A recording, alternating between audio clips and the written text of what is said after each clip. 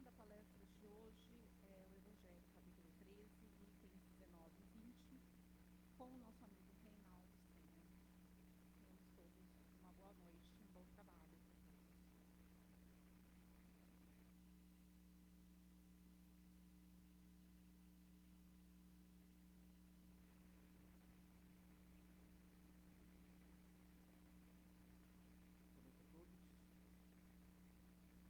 Evangelho segundo o Espiritismo, capítulo 26, item 2. Dai gratuitamente o que gratuitamente haveis recebido, diz Jesus a seus discípulos. Com essa recomendação, prescreve que ninguém se faça pagar daquilo porque nada pagou. Ora, o que eles haviam recebido gratuitamente era a faculdade de curar os doentes e de expulsar os demônios, isto é, os maus espíritos. Esse dom, Deus lhe dera gratuitamente para alívio dos que sofrem e como meio de propagação da fé. Jesus, pois, recomendava-lhes que não fizessem dele objeto de comércio, nem de especulação, nem meio de vida. Mensagem, livro, Guia de Luz, capítulo 39. Em que perseveras? E perseveraram na doutrina dos apóstolos, na comunhão e no partir do pão e nas orações. Atos capítulo 2, versículo 42. Observadores menos avisados pretendem encontrar inteira negação de espiritualidade nos acontecimentos atuais do planeta. As oportunidades do Senhor continuam fluindo incessantes sobre a terra. A misericórdia do Pai não mudou. A providência divina é invariável em todos os tempos. A atitude dos cristãos na atualidade, porém, é diferente. Assim, como fechando nossos olhos, fechando nossos corações, elevando nossos pensamentos mais alto, vamos agradecendo a oportunidade de estar disponível novamente numa nova Eucaristia, agradecendo pela receptividade amorosa e pelas boas energias direcionadas a cada um de nós ao entrarmos nesse salão. Pedimos a espiritualidade amiga de traçadores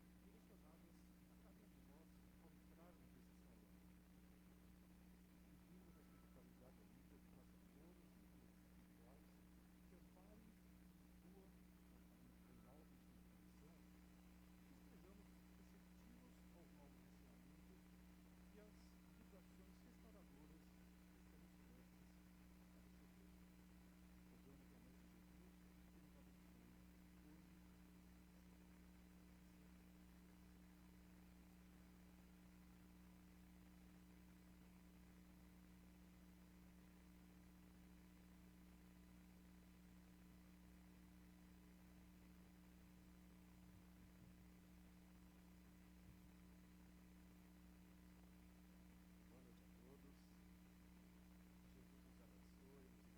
ilumine, que possamos, nesta noite, passar com clareza e com firmeza o que o Evangelho nos traz. Hoje nós vamos concluir esse capítulo 13 do Evangelho, nós vamos falar dos itens 19 e 20.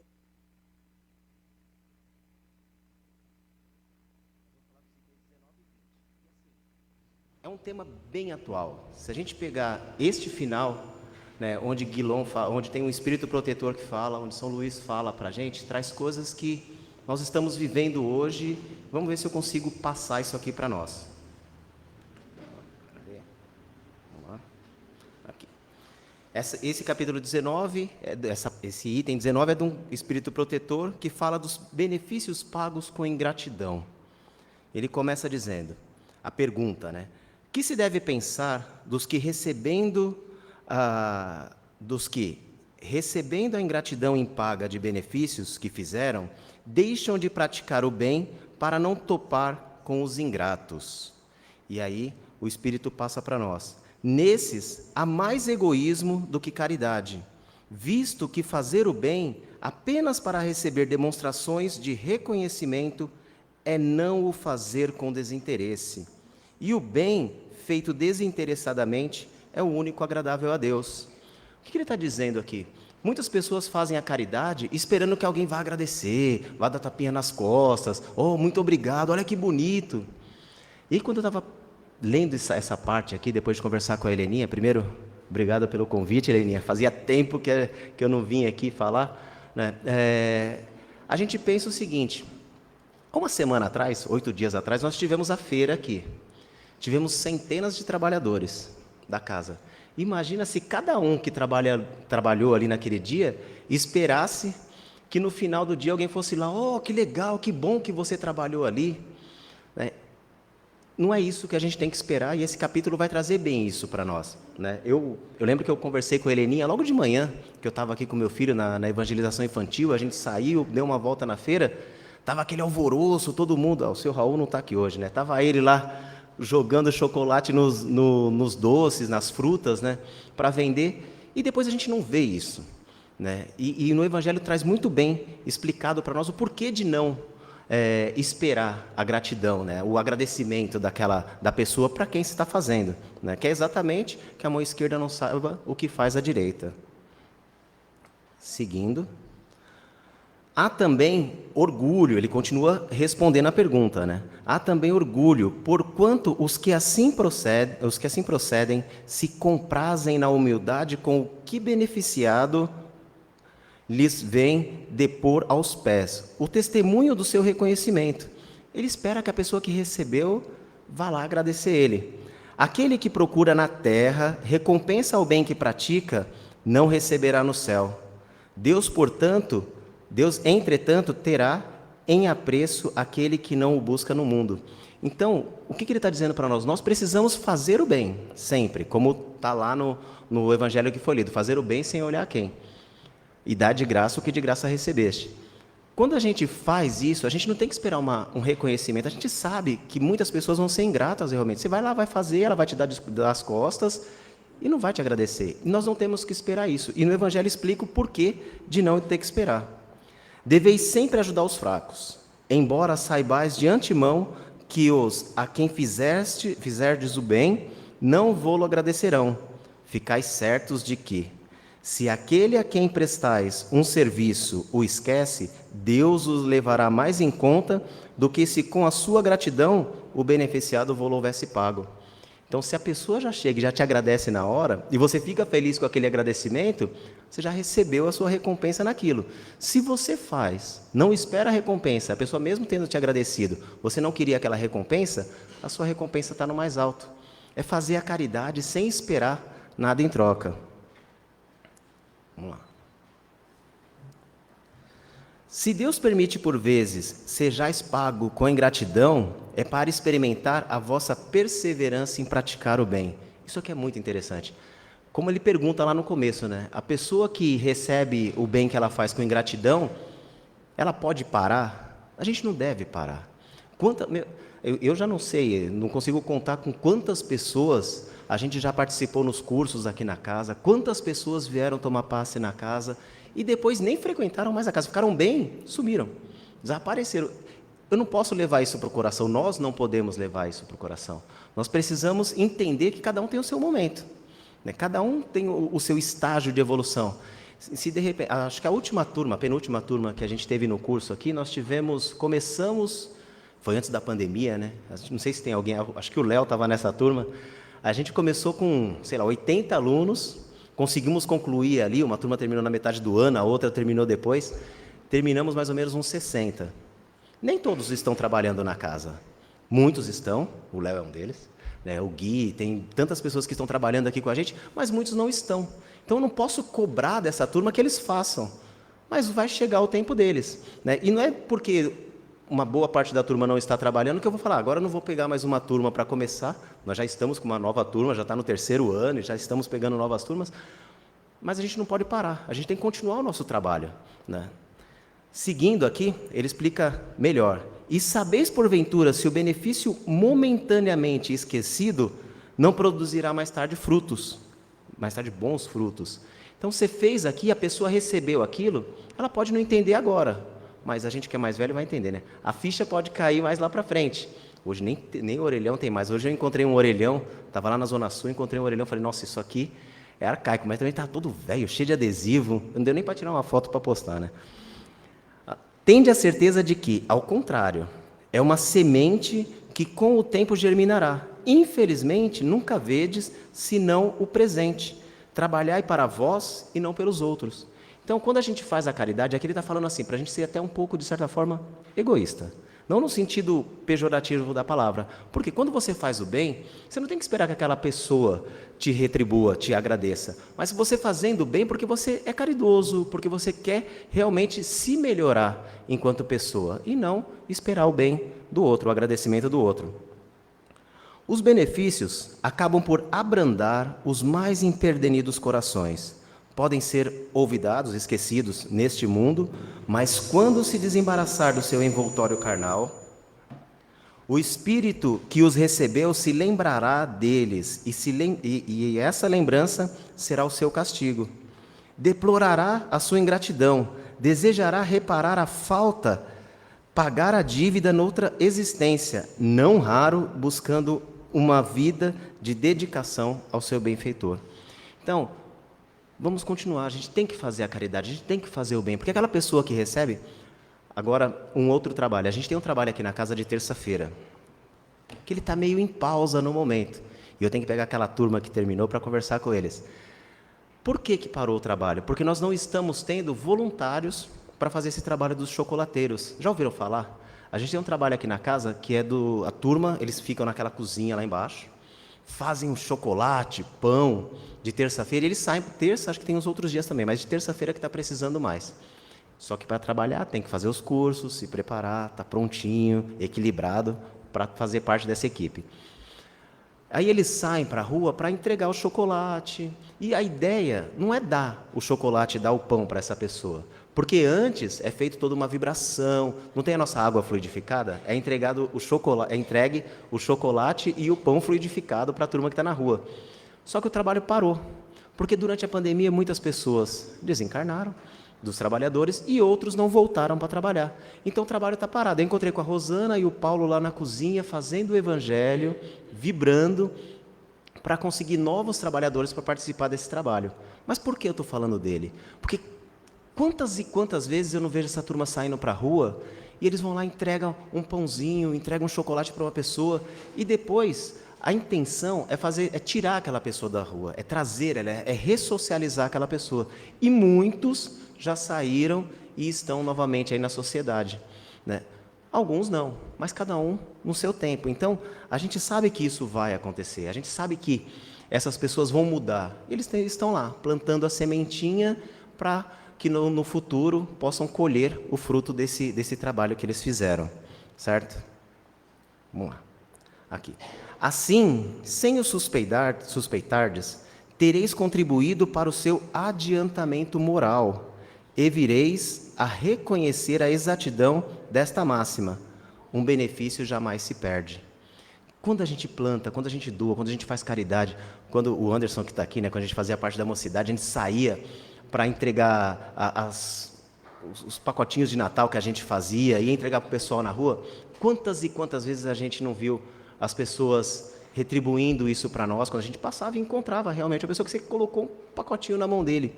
Quantas vezes nós não saímos para abrir mocidade nos centros que não tinha mocidade? Ficávamos meses, como o pessoal do Evangelho está hoje, do chocolate está hoje.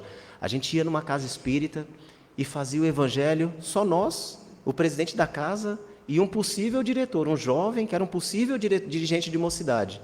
E ficávamos meses fazendo o Evangelho, até que alguém, e a gente falando que ia ter mocidade nas palestras públicas, até que um jovem aparecia dois, e com o tempo a gente via esses grupos de jovens crescendo e as casas também crescendo, porque não adianta, a gente vai na casa espírita, a gente vê as pessoas ficando mais velhas, é legal ver a Marisaura aqui falando, a Heleninha falando, mas precisa ter substituto, precisa vir a nova geração, né, para poder fazer com que a casa continue. E uma casa sem evangelização e sem mocidade, ela está fadada a morrer, porque não vai ter quem substitua. E a gente fez esse trabalho durante tanto tempo, e a gente via as casas, a gente vê hoje as casas, aqueles jovens de 20 anos atrás, que estavam formando a mocidade, hoje já estão como ajudando ali, né, como coordenadores, como dirigentes dos trabalhos da casa.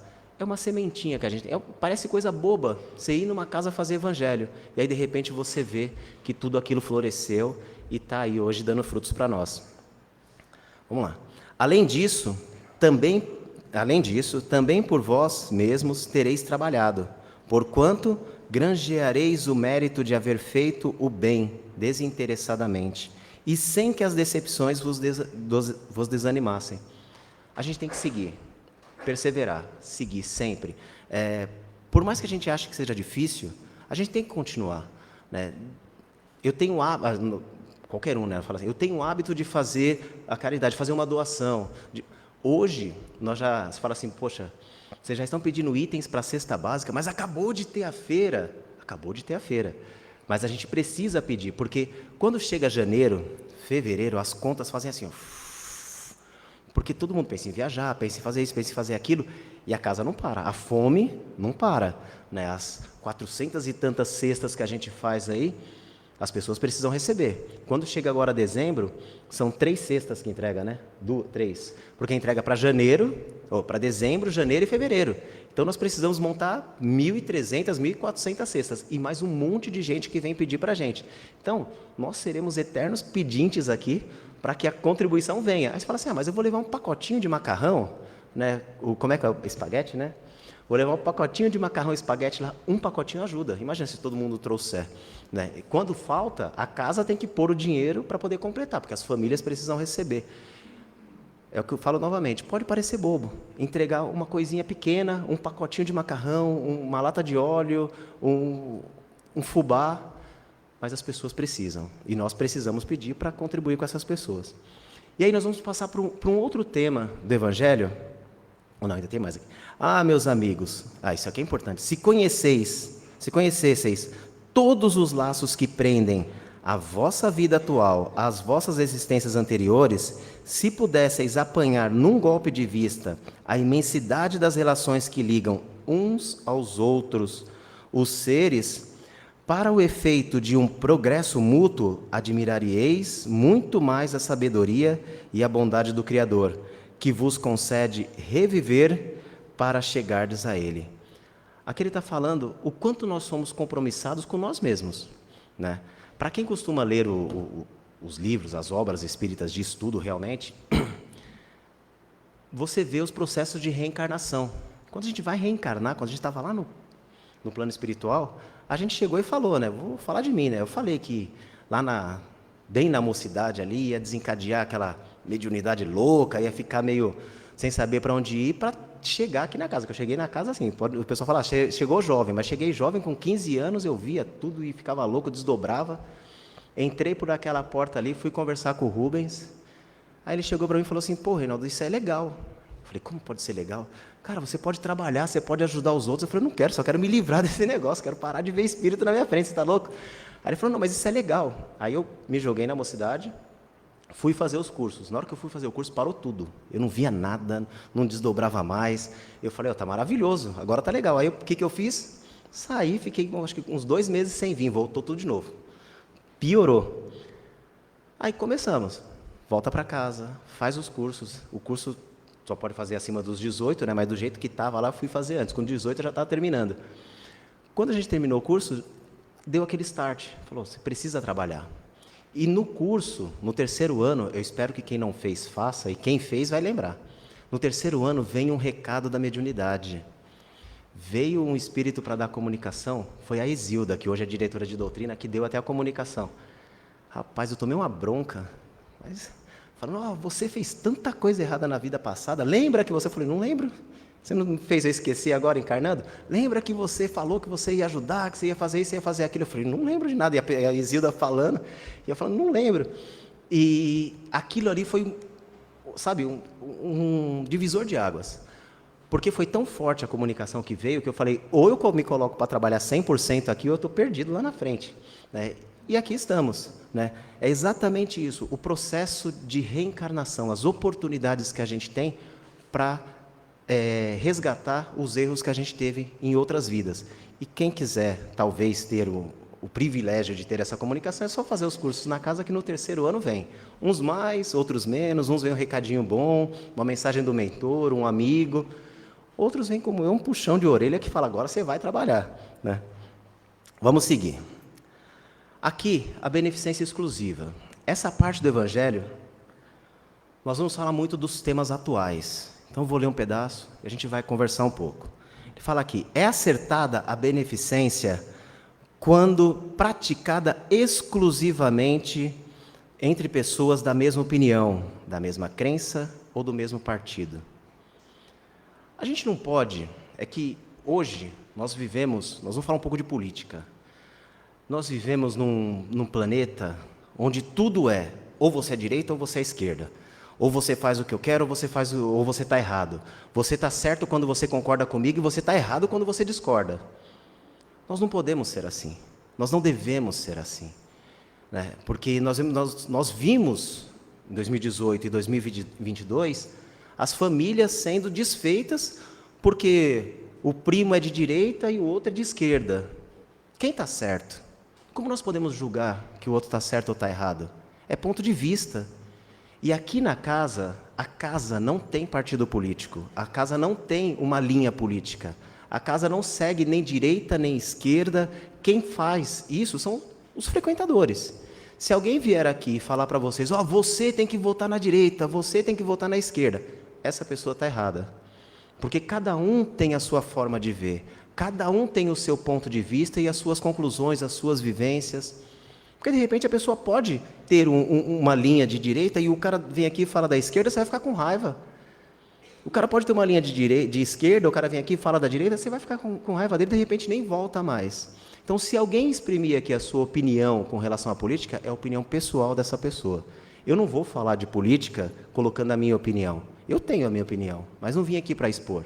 Nós viemos aqui para falar do Evangelho. Porque Cristo não se colocou nem de direita nem de esquerda. Ele se colocou em prol de todo mundo, de toda a nação. E é isso que é importante. O que é mais universal para nós? O que nós devemos pensar? Domingo está aí. A gente tem eleição, creio que todos nós aqui, hoje eu não estou vendo criança aqui, né? Mas creio que todos nós estaremos lá votando, cada um na sua consciência, cada um vote com o que acha que é certo. Nós não temos certeza de nada, mas o que você achar que é certo, vai lá e vota. E se alguém aqui, eu repito, ficar falando, tem que ir para cá, tem que ir para lá, critique essa pessoa, porque a gente não tem que dar o nosso posicionamento político aqui, nós temos que falar do Evangelho. Nós estudamos tanto, nos preparamos tanto, que não é para fazer com que ninguém siga o que a gente acha que é certo. Ok? Vamos lá. Aqui ele fala do mesmo partido, tal? Não. Porquanto precisamente o espírito de seita e de partido é que precisa ser abolido, visto que são irmãos todos os homens.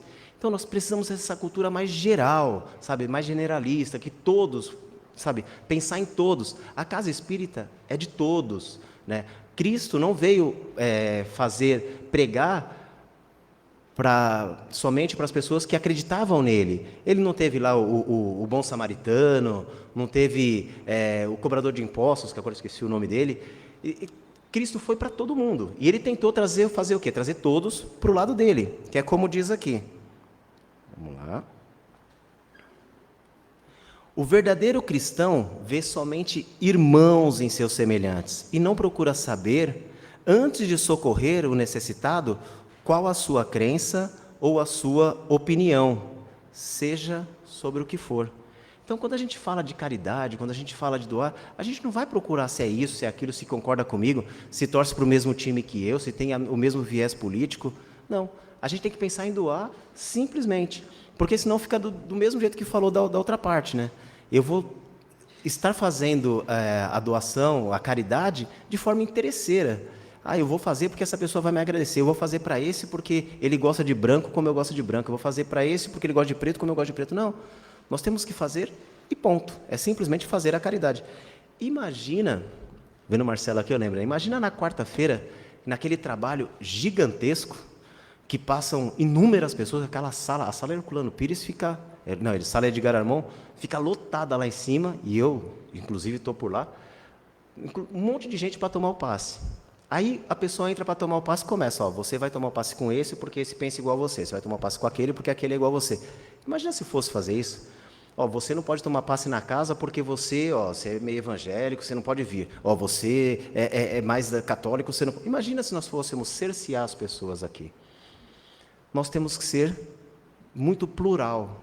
A casa espírita, ela é plural, ela é para receber todos, ela é para trabalhar para todas as pessoas. Esse é o nosso evangelho, é muito mais unir as pessoas. Então, a filosofia que Kardec traz para nós no evangelho e na doutrina, no Pentateuco, é justamente para isso, para que a doutrina espírita ela seja para todas as pessoas.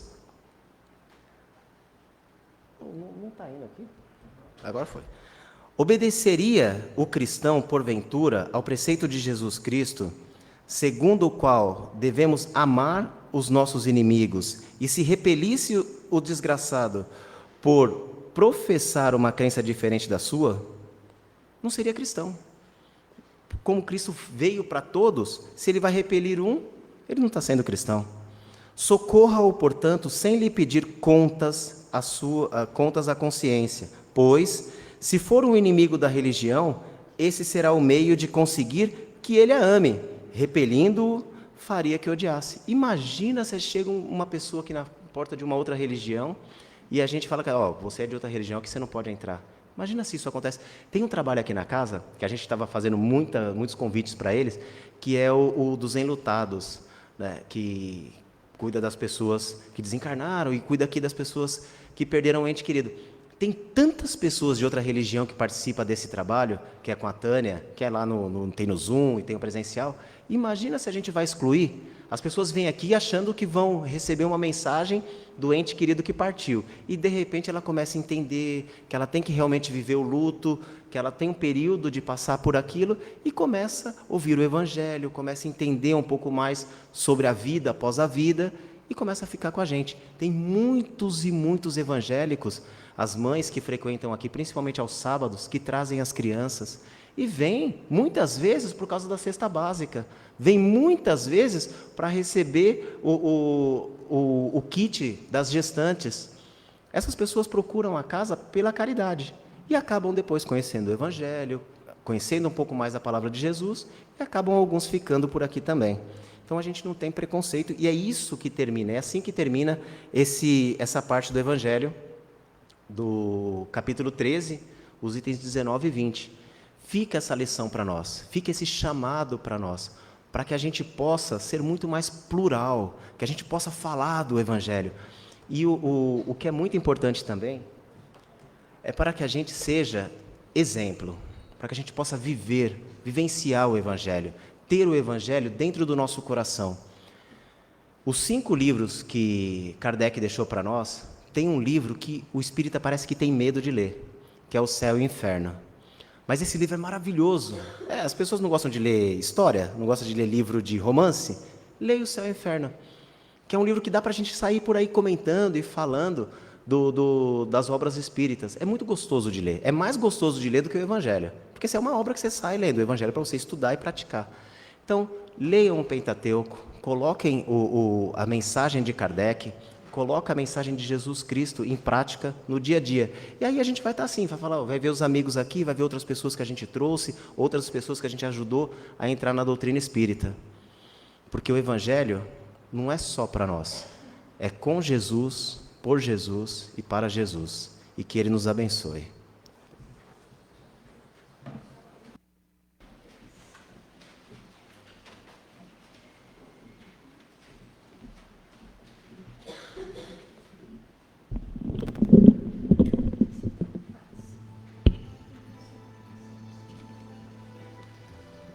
Vamos agradecer ao Reinaldo por compartilhar conosco esse cabedal de conhecimentos, de informações que ele teve nessa jornada.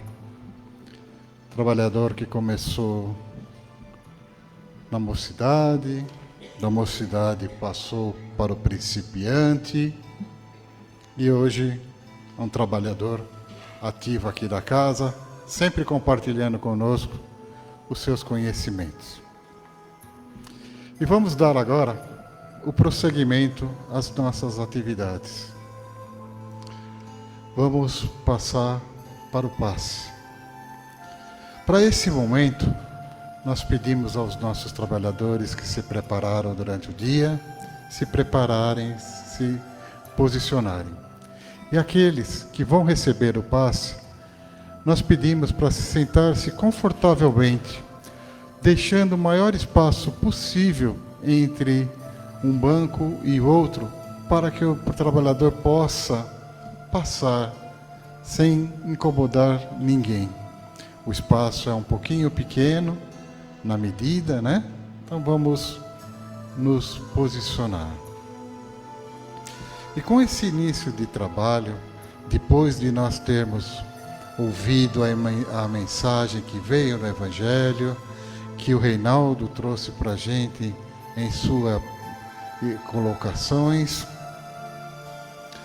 vamos acerenando os nossos corações, vamos procurar nos desligar um pouquinho mais, para que a gente possa receber todos aqueles benefícios que a equipe espiritual nos preparou e analisou a cada um de nós.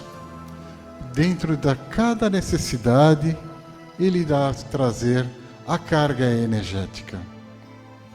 Essa carga energética, para a gente poder melhor assimilar a ideia, imaginemos que nós estejamos tomando uma ducha de luz.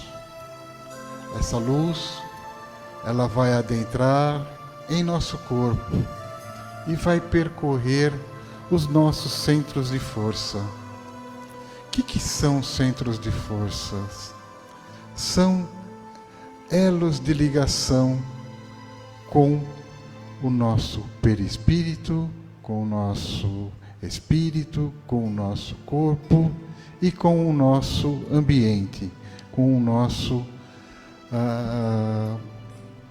mundo que nós vivemos. Essa energia, ela adentra pelo coronário, que é o centro de força que fica em cima de nossas cabeças. Coronário, que é o centro de força responsável pela ligação com os irmãos das esferas superiores, aonde eles procuram sempre nos transmitir as suas intuições, os seus pensamentos, as suas vibrações, para que a gente possa escolher os melhores caminhos. Essa luz, daí, vai caminhando e vai para o frontal. Frontal fica na nossa testa, para que a gente possa localizar, mais ou menos acima do nosso nariz. E nesse local, nós vamos recebendo todas as energias para nos potencializar o nosso pensamento, as nossas relações lógicas, as nossas formulações dos melhores caminhos. Do frontal, essa luz vai para o laríngeo. Laríngeo é o órgão responsável pela fala. E essa energia vem nos trazer a tranquilidade, vem nos trazer o carinho, vem nos trazer a consciência de que nossas palavras têm muitos poder, têm muita força, que nós possamos usá-las com sabedoria. Do laríngeo, essa energia vai para o coronário. Coronário, nosso coração, órgão que representa o amor, aonde a gente imagina que nós vamos estar compartilhando todo esse carinho, toda essa emoção, todo esse amor com os nossos companheiros de jornada.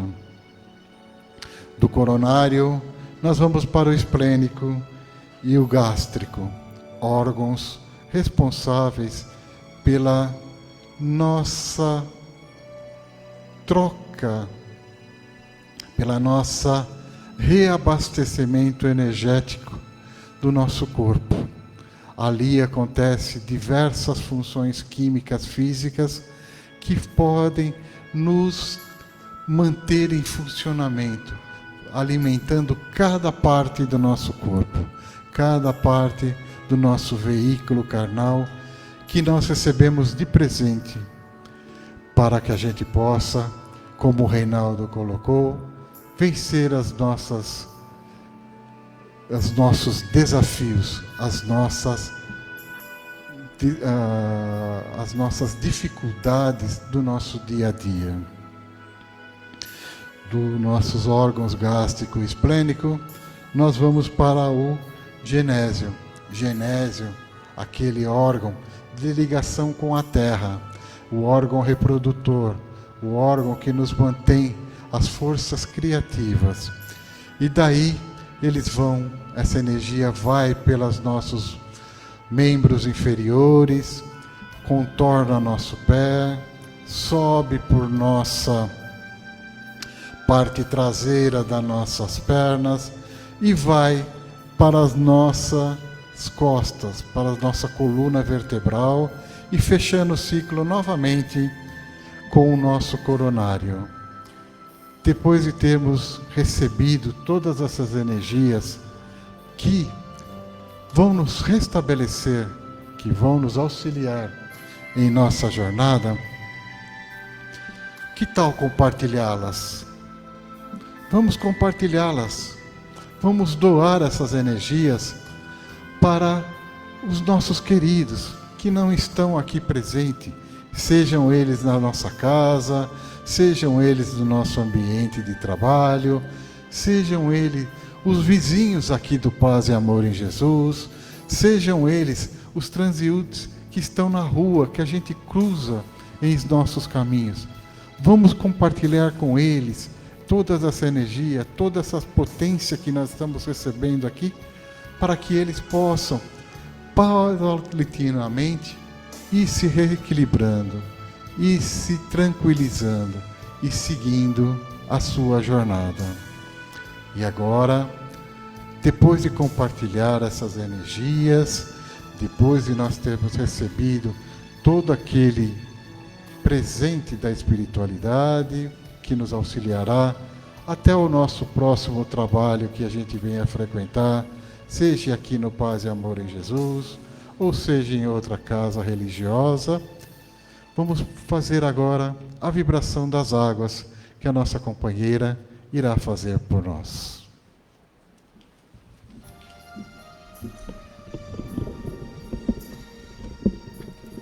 E agora vamos mentalizar as garrafas de água que estão no salão, a que estão em seus lares. E assim, esses caravaneiros da espiritualidade percorrem matas, adentrando, recolhendo substratos necessários para serem colocados em nossas águas. Raízes, folhas, flores, e assim, caboclos, índios, biólogos, fitoterapeutas, químicos, recolhem todo esse material e levam para os laboratórios espirituais, macerando, triturando, dinamizando e vão mentalizando nossas águas. As águas dos filtros, das caixas d'água, garrafas das cabeceiras de hospitais, de asilos, de creches, penitenciárias, albergues, escolas, e todos nós podemos nos beneficiar por esses eflúvios benditos depositados em nossas águas. Que elas sejam ingeridas em pequenos goles, de manhã e à noite, elevando nossos pensamentos ao mais alto, agradecendo a Deus, a Jesus, que esta água vai penetrar em nosso organismo físico, refazendo as células que estão debilitadas e assim reforçando nossas forças físicas, mentais e espirituais. E agora vamos passar para a nossa prece final, agradecendo a Deus, nosso Pai misericordioso, a Jesus, nosso Mestre, aos mentores desta casa, que realizaram esse trabalho desta noite, que nos trouxeram harmonia, tranquilidade em nossas mentes, refazimento do nosso corpo físico, paz em nossos corações. Que possamos sempre elevar nossos pensamentos a Jesus e nos transportar para essa casa bendita. Que possamos, durante toda essa semana, receber essas bênçãos do mais alto até o nosso próximo encontro. Que assim seja, graças a Deus.